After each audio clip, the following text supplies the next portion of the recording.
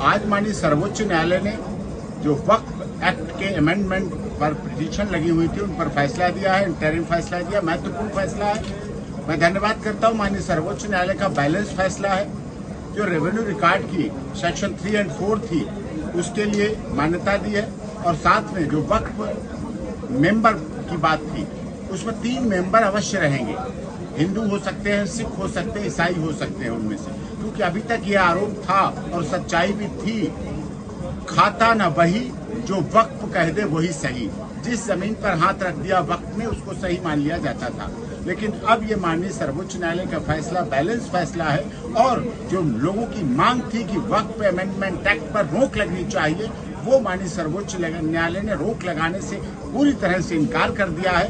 3 सदस्य रहेंगे, इससे कि कभी भी किसी भी धर्म के व्यक्ति का अभी तक जैसे भूमि पे जमीन हो जाती थी 10-10, 20-20 रुपए किराए जमीन के लिए जा रहे वक्त के, जबकि वक्त की जमीन दीनी प्रयोग के लिए थी लेकिन उसका कोई प्रयोग दीनी नहीं होता, व्यक्तिगत प्रयोग होता था। अब वक्त की जमीन का भी चाहे IIT कॉलेज बनना हो, चाहे यूनिवर्सिटी बनना हो, चाहे अस्पताल बनना हो, सार्वजनिक रूप से होगा और वक्त की जमीन का सर्वजन हिताय सर्वजन सुखाय होगा। और यही सबका साथ, सबका विकास, सबका विश्वास और सबके साथ न्याय की सरकार की कल्पना थी। जो access to justice for all न्याय कहा जाता है, जो नेचुरल जस्टिस था जो कहा जाता था, लेकिन वक्त के मामले में इस देश के लोगों को नहीं मिल पाता था। लेकिन आज इस फैसले ने और भारत सरकार के अमेंडमेंट एक्ट बिल ने ये सिद्ध कर दिया है कि अब चाहे रेवेन्यू रिकॉर्ड हो, तहसीलदार हो, कानून को हो, लेखपाल हो, नायब तहसीलदार हो, ADM हो, SDM हो, सिविल कोर्ट हो, honourable high court, supreme court हो, सभी रास्ते खुले हैं, सभी फोरम खुले हैं, सभी जगह जा सकते हैं, सभी जगह सुनवाई हो सकती है और सबके साथ न्याय हो सकता है।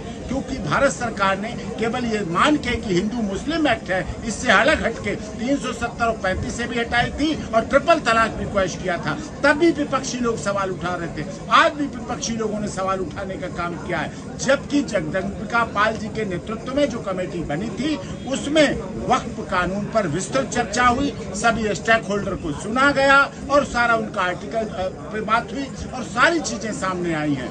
अब 5 साल वाली सदस्यता का था उस पर भी रहेगा कि 5 साल सदस्यता होनी ही चाहिए, जिससे ये वो आया किसी ने कन्वर्जन किया और प्रॉपर्टी के लिए, केवल जमीन के लिए, अधिग्रहण के लिए, कब्जे के लिए जो हो रहे थे, बहुत पुराने मौलाना मौलवी इस तरह से वक्त की जमीन को अपना धंधा बना लिया था, जबकि वो दीनी है। माननीय सर्वोच्च न्यायालय के फैसले का बहुत स्वागत, धन्यवाद।